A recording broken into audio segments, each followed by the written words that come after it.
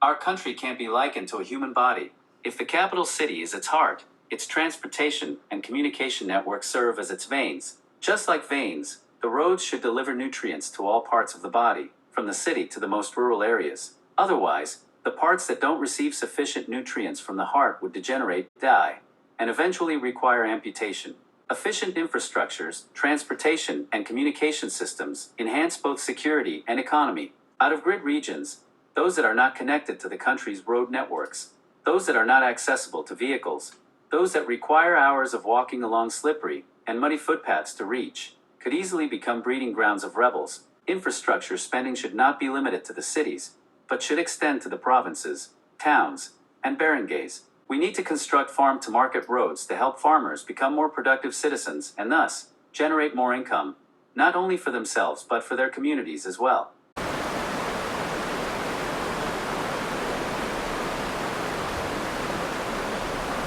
I have been to remote areas, barangays, in the Philippines where school children have to walk a number of miles, for several hours, just to go to school. Some even have to cross creeks with nothing but logs or bamboo poles for bridges.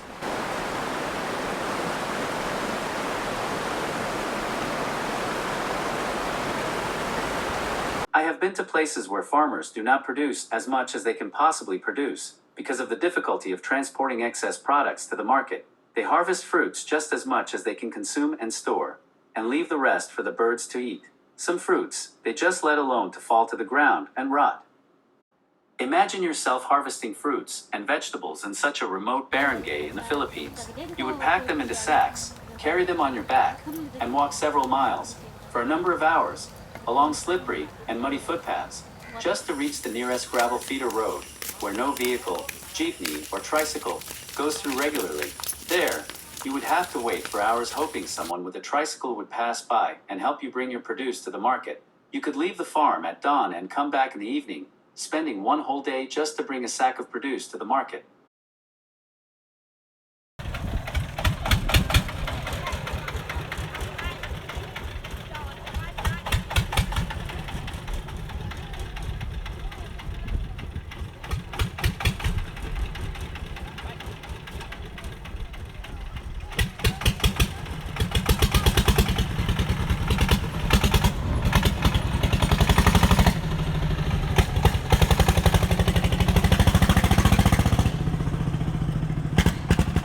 Constructing farm-to-market roads will undoubtedly bring increased productivity to such farmers. Effective infrastructures will undoubtedly increase the country's food production and reduce our reliance on imported produce.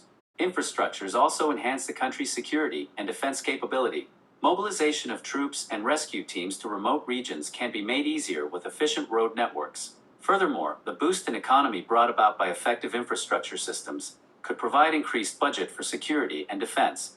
Defense and security do not come without a cost. Defense and security do not produce anything.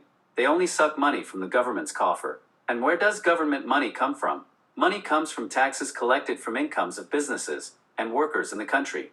More jobs means more workers, and more workers mean more income taxes, and more income taxes mean more fund available for allocation to defense, security, and other works beneficial to the public.